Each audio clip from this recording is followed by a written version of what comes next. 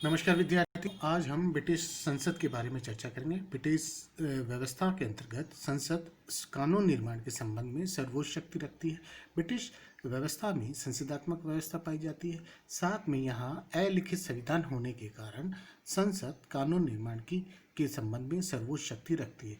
British संसद में दो सदन है, लॉर्ड सभा और कॉमन सभा।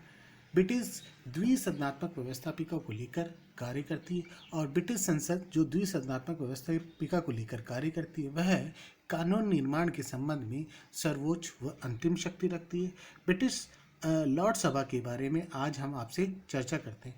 वैसे तो ब्रिटिश व्यवस्था लोकतंत्री व्यवस्था के रूप में कार्यरत है, लेकिन लॉर्ड सभा कुलीन तंत्रीय व्यवस्था को लेकर कुलीन तंत्रीय संस्था के रूप में कार्य करके लोकतंत्रीय व्यवस्थाओं के बिल्कुल विपरीत संस्था दिखाई देती है।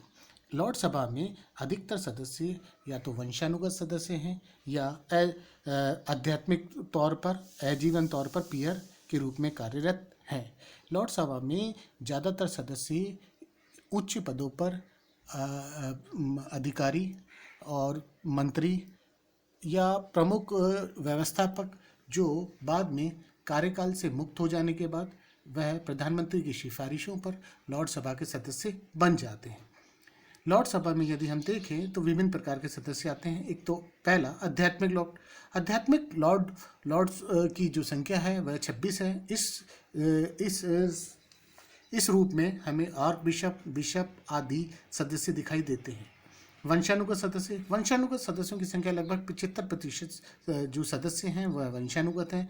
प्राय वंशानुगत रूप से वह इस सदन में कार्य कर रहे हैं। आजीवन पीयर लगभग 500 के करीब आजीवन पीयर हैं और ये जो आजीवन पीयर हैं वो प्रधानमंत्री की सिफारिशों पर नियुक्त होते हैं। अगला लॉर्ड ऑफ अपील।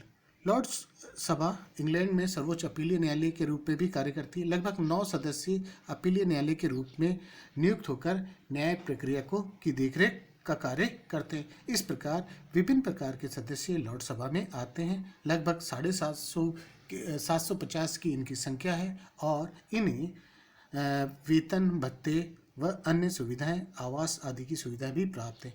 लॉर्ड सभा के सदस्यों को विशेष अधिकार भी प्राप्त है। लॉर्ड सभा के सदस्यों को जब भी सदन की कार्रवाई चलती है तब इन्हें गिरफ्तार नहीं किया जा सकता। साथ ही इन्हें विचार अभिव्यक्ति की पूर्ण स्वतंत्रता है।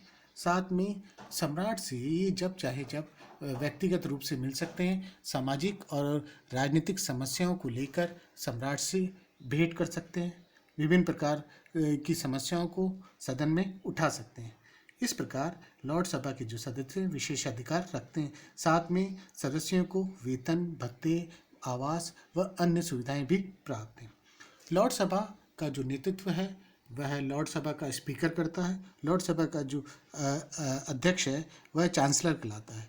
लॉर्ड सभा का जो चांसलर लॉर्ड सभा के सदन की अध्यक्षता करता है, लॉर्ड सभा की कार्रवाई की देखरेख करता है, लॉर्ड सभा का संचालन करता है।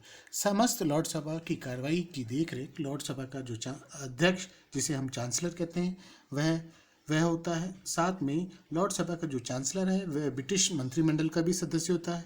विभिन्न समितियों का निर्माण करता है। सदन की कार्रवाई का संचालन भी वह करता है। लॉर्ड सभा का जो चांसलर है वह प्रमुख रूप से महत्वपूर्ण माना जाता है और लॉर्ड सभा का जो चांसलर है वर्तमान समय में देखा जाए तो लॉर्ड सभा के सदस्यों द्वारा उसकी नियुक्ति होती है। पहले यह नियुक्ति प्रधानमंत्री की सिफारिशों पर होती थी, लेकिन अब लॉर्ड सभा के सदस्यों के द्वारा ही लॉर्ड चांसलर की नियुक्ति होती है। लॉर्ड सभा की शक्तियाँ। लॉर्ड सभा की यदि शक्तियों के बारे में हम चर्चा करें तो वैसे तो लॉर्ड सभा और कॉमन सभा सामान्य शक्ति के रूप में दिखाई देती है, लेकिन यदि हम तुलनात्मक अध्ययन करें तो निश्चित तौर पर हम पाएंगे कि लॉर्ड सभा की शक्ति कॉमन सभा से कम है। वह निर्बल स्थिति लिए हुए है। विधायी तौर पर यदि हम देखें तो विधायी तौर पर समस्त सामान्य विधेयक लॉर्ड सभा और कॉमन सभा में पेश किए जा सकते हैं। लॉर्ड सभा केवल 1 वर्ष तक किसी विधेयक को रोक सकती है। वित्त विधेयक केवल कॉमन सभा में या लोक सदन में ही पेश किया जा सकता है। अतः कॉमन सभा और लॉर्ड सभा विधायी तौर पर देखें तो सामान्य रूप से कार्य करते हैं, लेकिन अंतिम शक्ति के रूप में यदि हम देखें तो लोक सदन ज़्यादा शक्तिशाली दिखाई देता है। अगला,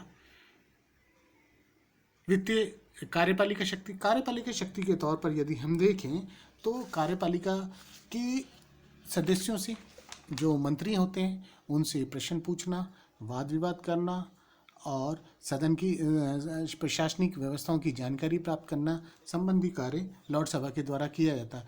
प्रदत्त व्यवस्थापन के तौर पर बनाए गए कानूनों की जानकारी, उनकी जांच करना भी लॉर्ड सभा के द्वारा किया जाता है। लॉर्ड सभा के जो सदस्य हैं वह 4 सदस्य कार्यपालिका में मंत्रिमंडल के रूप में शामिल होते हैं और कार्य करते हैं। अतः कार्यपालिका के तौर पर भी लॉर्ड सभा शक्ति रखती है।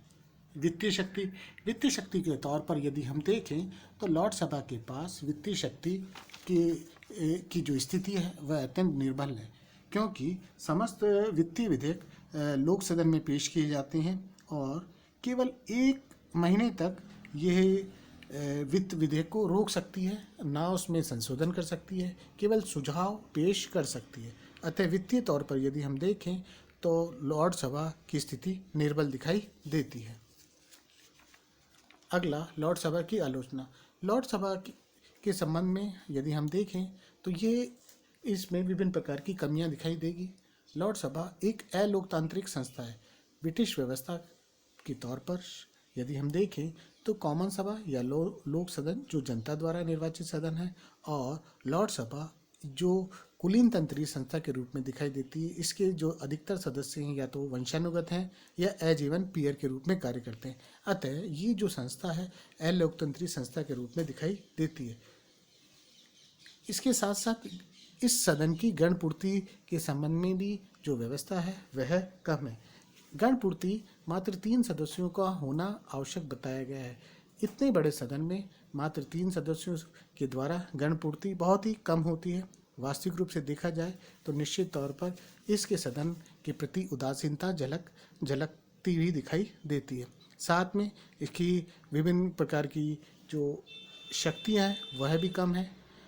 शक्तिहीन होने के कारण तथा द्वितीय सदन के रूप में यह महत्वपूर्ण नहीं होने के कारण, समस्त सदन की भागीदारियों का नेतृत्व नहीं करने के कारण, अपने उत्तरदायित्व का पूर्ण रूप से पालन नहीं करने के कारण, यह द्वितीय सदन के रूप में यदि हम देखें कि विश्व के अन्य सदन जो द्वितीय सदन के रूप में कार्य करते हैं वह शक्ति लॉर्ड सभा के पास में नहीं है। इसलिए लॉर्ड सभा एक निर्बल स्थिति के रूप में दिखाई देती है। कॉमन सभा और लॉर्ड सभा की यदि हम तुलना करें तो निश्चित तौर पर ये एक निर्बल सदन के रूप में दिखाई देती है। लेकिन इतिहास में ऐतिहासिक रूप से देखें, ब्रिटिश परंपराओं रीति रिवाजों को ध्यान में रखते हुए देखें तो निश्चित तौर पर हमें लगेगा कि लॉर्ड सभा एक विशेष महत्वपूर्ण संस्था है जो ब्रिटिश परंपराओं, ऐतिहासिक व्यवस्थाओं को आज भी उसी परंपराओं को ध्यान में रखते हुए कार्य कर रही है, उसी इतिहास की व्यवस्थाओं को स्थापित करने का प्रयास कर रही है। साथ में द्वितीय सदन के रूप में जो भी शक्ति प्राप्त है उस शक्तियों का, उन अधिकारों का उपयोग करके द्वितीय सदन के रूप में ये अपनी महत्वपूर्ण भूमिका निभा रही है। धन्यवाद।